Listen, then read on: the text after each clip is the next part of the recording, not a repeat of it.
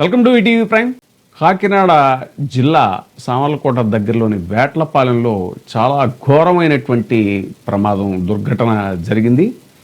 బాణసంచా తయారీ కర్మాగారం ఏదైతే ఉందో దాంట్లో ఒక్కసారిగా పేలుడు సంభవించి చాలా దారుణంగా ఛిద్రమైపోయాయి. చాలామంది శరీరాలన్నీ కూడా, మృతదేహాలన్నీ కూడా చెల్లాచెదురుగా పడిపోయి అవి చుట్టుపక్కల ఉన్నటువంటి పొలాల్లో అక్కడ ఇక్కడ దారుణంగా పడిపోవటం అనేటువంటిది జరిగింది.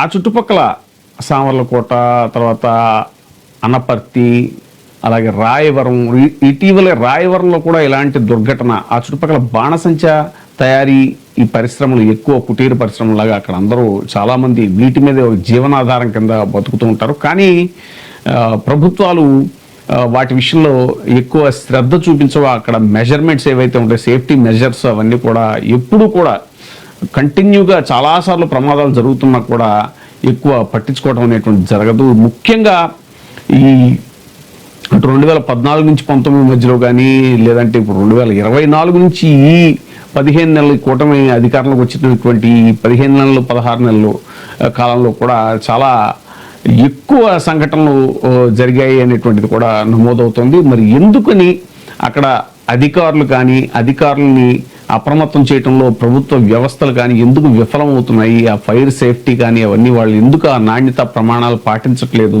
వాస్తవానికి శివకాశిలో అలాంటి చోట తయారయ్యేటువంటి పెద్ద ఎత్తున తయారయ్యేటువంటి బాణసంచాని, ఇంకా చెప్పాలంటే చైనా నుంచి కూడా చాలా బాణసంచాని మనం దిగుమతి చేసుకుంటూ ఉంటాము. సో అలాంటి పరిస్థితుల్లోంచి అక్కడ స్థానికంగా వాళ్ళు కుటీర పరిశ్రమలాగా దాన్ని అక్కడ కావాల్సినటువంటి స్థానికంగా కావాల్సినటువంటి దీపావళి పండగ కావచ్చు, లేదంటే ఇంకా అనేక రకాల దేవుడి ఉత్సవాల్లో కావచ్చు, లేదా పెళ్లిళ్ళలో కావచ్చు, ఇంకా ఈవెంట్స్లో కావచ్చు, వాటికి కావాల్సినటువంటి బాణసంచాని అక్కడ లోకల్గా వాళ్ళు తయారు చేయటం అనేటువంటిది అది పాపం వాళ్ళకు ఒక జీవనోపాధి కూడా. సో అలాంటి కుటీర పరిశ్రమలు ఇంకా ప్రభుత్వం సరైన సేఫ్టీ మెజర్స్ అవి ఇచ్చి వాళ్ళకి అవసరమైతే కొన్ని వసతులు అవి కూడా కల్పించి వాళ్ళని ప్రోత్సహించాల్సింది పోయి వాటిని అసలు వాళ్ళ గాలి కుదిలేయటం, అసలు అక్కడ యజమానులు ఎవరైతే ఉంటారో వాళ్ళంతా కూడా అక్కడ కూలీల నుంచి రక్తం పిండేసినట్టు పాపం వాళ్ళు పొద్దుటి నుంచి సాయంత్రం దాకా పనిచేస్తూ ఉంటారు. కానీ వాళ్ళకి అతి తక్కువ కూలీ ఇచ్చి వాళ్ళు ఈ కర్మాగారాల్లో, ఈ పరిశ్రమల్లో బాణసంచా తయారీ పరిశ్రమల్లో వాళ్ళని వినియోగించుకుంటూ ఉంటారు. కానీ వాళ్ళకి ఏమాత్రం భద్రత ఉండదు, వాళ్ళ ఒక పక్క ఆరోగ్య భద్రత కూడా ఉండదు. ఎందుకంటే అవన్నీ చాలా డేంజరస్ కెమికల్స్ అవన్నీ కూడా దాంట్లో వాడేవన్నీ కూడా. సో ఇలాంటి పరిస్థితుల్లో ప్రభుత్వం ఎందుకు నిర్లక్ష్యంగా వ్యవహరిస్తోంది? మరి చాలా కాలం పాటు తెలుగుదేశం ప్రభుత్వం ఉన్నా కూడా ఇప్పుడు దశాబ్దాల నుంచి అవి అక్కడ తయారవుతూనే ఉన్నాయి, ఆ బాణసంచా పరిశ్రమలు అక్కడ ఉంటూనే ఉన్నాయి. కానీ వాటి విషయంలో ఎప్పుడు శ్రద్ధ చూపించినటువంటి దాఖలాలు లేవు. ముఖ్యంగా ఇటీవల కూడా చాలా ఈ సంఘటనలు జరిగినటువంటి ఇది. ఇప్పుడు జరిగినటువంటి సంఘటనలో అయితే తాజాగా జరిగిన సంఘటనలు దాదాపు 20 మంది పాపం ఆన్ ద స్పాట్ చనిపోవడం జరిగింది. ఇంకా చాలామంది క్షతగాత్రులు కాకినాడ జీజీహెచ్లో వాళ్ళు వైద్యం పొందుతున్నారు. అసలు ఇటీవల జరిగినటువంటి ఇవి చూసుకుంటే ఏప్రిల్ 2025 అనకాపల్లి జిల్లా కూటరవుట్ల మండలం కైలాసపట్నంలో గల విజయలక్ష్మి ఫైర్ వర్క్స్ బాణసంచా తయారీ కేంద్రంలో జరిగిన అగ్ని ప్రమాదంలో 8 మంది కార్మికులు మృతి చెందారు, ఇంకో 8 మంది గాయాలయ్యాయి.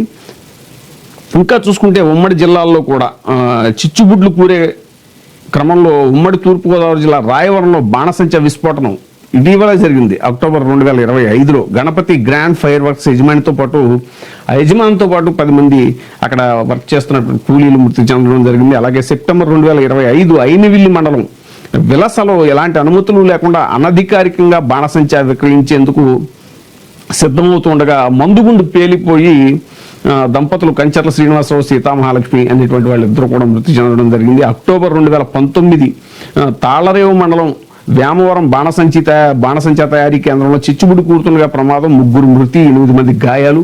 ఇంకా అక్టోబర్ 2019 సామర్లకోట మండలం మేడపాడు బాణసంచా తయారీ కేంద్రంలో సంభవించిన ప్రమాదంలో 6 మృతి. ఇక్కడే ఇప్పుడు జరిగినటువంటి వేట్లపాలెంకి పక్కనే ఉన్నటువంటిది అనమాట ఇది మేడపాడు.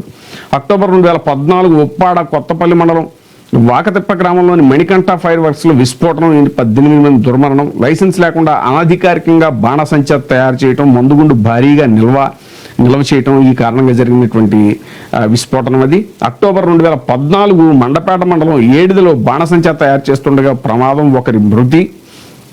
సో ఇలాగ చాలా అసలు వీటికి ఈ నిర్లక్ష్యం ఏంటి, ఎలాంటి జాగ్రత్తలు తీసుకోవాలి, ప్రభుత్వం కూడా వాళ్ళని ఎలా గైడ్ చేయాలి అని అంటే నిబంధనలకి నీళ్లు వదలడం ప్రమాదాలకి కారణమవుతుంది అనేటువంటిది నిపుణులు చెప్తున్న మాట. నిబంధనలు ఏం చెప్తున్నాయంటే బాణసంచా తయారీ కేంద్రం చుట్టూ 9 మీటర్ల మేర ఖాళీ స్థలం ఉండాలి, అగ్ని నిరోధక పరికరాలు సిద్ధంగా ఉండాలి, షెడ్ల నిర్మాణానికి ఉపయోగించేటువంటి మెటీరియల్ కనీసం 2 గంటల పాటు అగ్నిని నిరోధించగలగాలి, షెడ్ల గుమ్మాలు 100 మీటర్ల వెడల్పు 200 సెంటీమీటర్ల ఎత్తు ఉండాలి, ఇక పనిచేసే కార్మికులు ఫైర్ ఫైటింగ్ కోర్సులో తర్ఫీదు పొంది ఉండాలి, అగ్నిమాపక సిలిండర్లు 5 ట్రక్కుల పొడి ఇసుక, నీరు, పొడి ఇసుకను నింపినటువంటి బకెట్ను అందుబాటులో ఉండాలి, మండుతున్న బాణసంచాను ఎట్టి పరిస్థితుల్లోనూ లోపల ఉంచకూడదు, ఫస్ట్ ఎయిడ్ బాక్సు అందులో మందులు సిద్ధంగా ఉంచాలి, ఎక్స్ప్లోజివ్ యాక్ట్ ప్రకారం బాణసంచా తయారు చేసే షెడ్లు ప్లాట్ఫామ్ తగినంత దూరంలో ఉండాలి.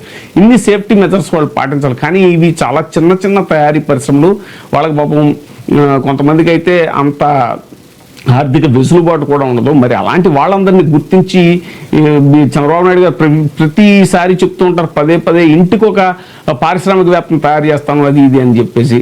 పారిశ్రామికవేత్తలు తయారు చేయక్కర్లా, పాపం చిన్న ఇలా కుటీర పరిశ్రమలు పెట్టుకున్న వాళ్ళని అక్కడ లోకల్గా ప్రోత్సహించి వాళ్ళకి సేఫ్టీ మెజర్స్ అన్నీ ఇచ్చి వాళ్ళకి కావాల్సినటువంటి వసతులు, ఆర్థిక వెసులుబాటు అవన్నీ కల్పిస్తే ఇలాంటి ప్రమాదాలు జరగకుండా నిరోధించవచ్చు. ఏదో ప్రమాదం జరిగిన వెంటనే రావడం, కొన్ని ఎక్స్గ్రేషియా అయినా ఎక్కువ ఇస్తారంటే దాంట్లో కూడా ఆయనకి పాపం చెయ్యి రాదు ముందుకి. ఇప్పుడు జగన్మోహన్ రెడ్డి గారు ఉన్నారంటే అప్పుడు పాలిమర్స్, ఎల్జీ పాలిమర్స్లో ఇది ఆ ఘటన జరిగినప్పుడు, పేలుడు ఘటన జరిగినప్పుడు ₹1 కోటి ఎక్స్గ్రేషియా ప్రకటించారు స్పాట్లోని.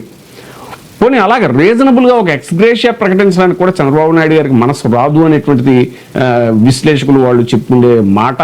మరి పదే పునరావృతం అవుతూ ఉన్నటువంటి ఇలాంటి ఘటనల్ని నిరోధించడానికి ప్రభుత్వం మరి ఎందుకు చర్యలు చేపట్టలేదు?